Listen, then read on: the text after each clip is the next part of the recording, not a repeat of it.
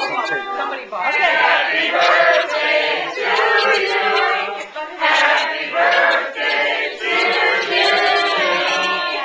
Happy birthday to you.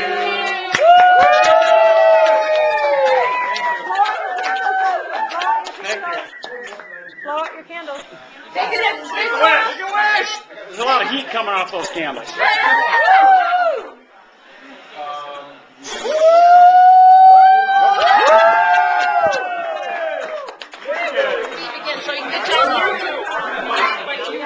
Hold it longer. The bottom of my heart, I didn't know any of this was on the horizon, and I should have known something, but it was tax season, and I didn't know what was going on, and You know what? The Captain Crunch should have given it away. there's a lot of things I should have given it away along the way, and you've all heard stories, but when I went to Sarah's home, she was adamant that I come to her home, and we had kind of agreed that I'd get there at 9:30, and by 10 o'clock I'd be out of there. And at 9:30 we got there, and I walked in the backyard, and Kim was there, and I figured, well, that's fine. Pretty good.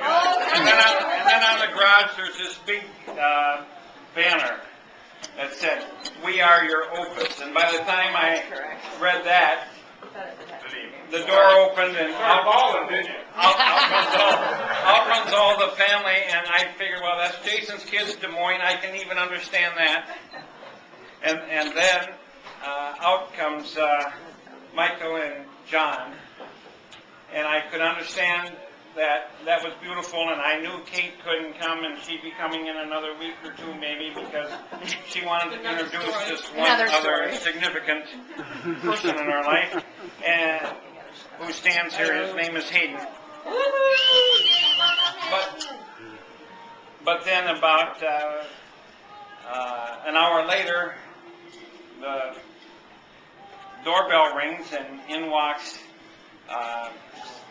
Kate and Hayden.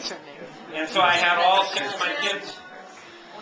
I had all six of my kids around, which I haven't had in an awfully long time. And so I was very, very touched and very pleased. And then tonight, when all the additional ones keep coming, and then here comes Phil. My brother Phil. Baby brother. Baby Phil. Looks like they're having a party here. Yeah. I don't know why, but there's a lot of noise in the door. And I can talk about all the family, and family knows about things, but then along comes another part of my family. Bernice is here, and Grandpa's been here, and then along comes Bruce DeVilliers and his wife Barb. And Bruce and I have become good friends over a period of the last 4 years or so, working through taxes and other issues. But somebody asked me today. Just let it go. They're all issues. He's so excited to meet all the family because he's heard so much about them. But more than that, somebody asked me today, well, what are you going to do significant in your 60th year or for your 60th birthday or whatever, you know? Like my wife, she wants to walk 60 miles and all that. And I said, It's pretty far. And I said, what I want to do is to go with Bruce to DeMonteville. I've heard so many things about DeMonteville for so many years for a men's retreat. It's a silent retreat, which is going to be hard. We'll do it, Billy.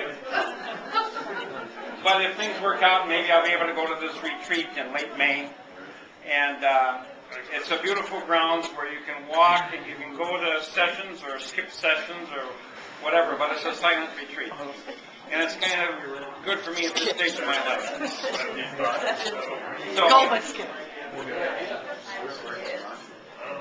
I also wanted to say that my wife has been very dear through all this, and she's made up stories.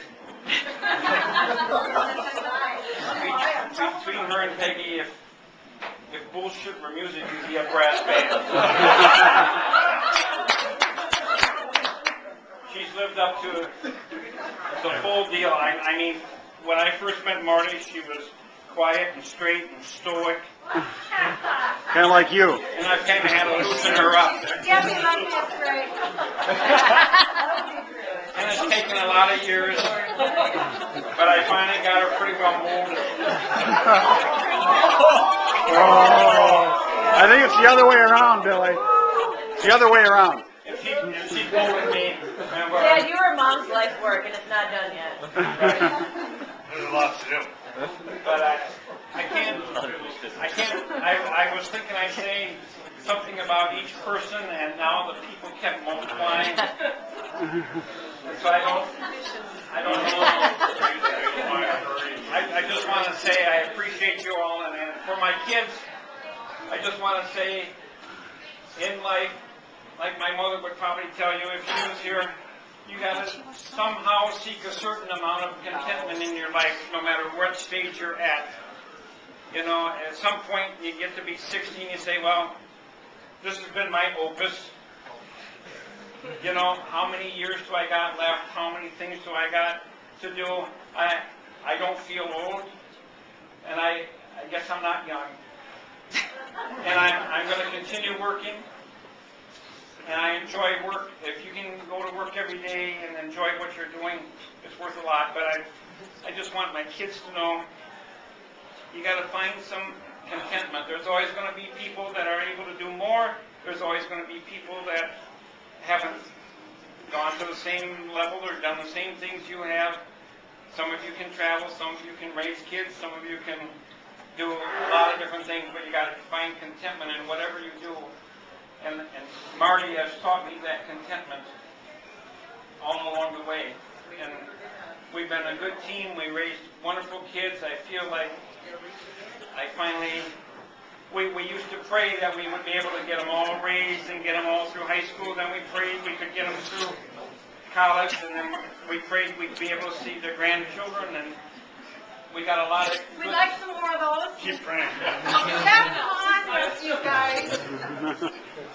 But I'm just saying, I want more and more and more. I don't want to retire. I don't want to give in to anything. And I thank God we've got good health and we've been able to do that. And one other goal I have is with Peggy and Jim next year to go to Rome next year after tax season. Hopefully go to Rome. You're all invited. June. Yeah, maybe in June. No, not maybe. In June. Okay, in June. But you're molding him again? Somebody's got us. Above all, you all know you've been a significant part of my life. Every single one of you in here. It's wonderful to see you all. I'm just, somewhat overwhelmed by all of it, and pleased to see you all here. This guy's been waiting to get this to you. Oh. That's where good way. But I thank you very much, and I toast you all.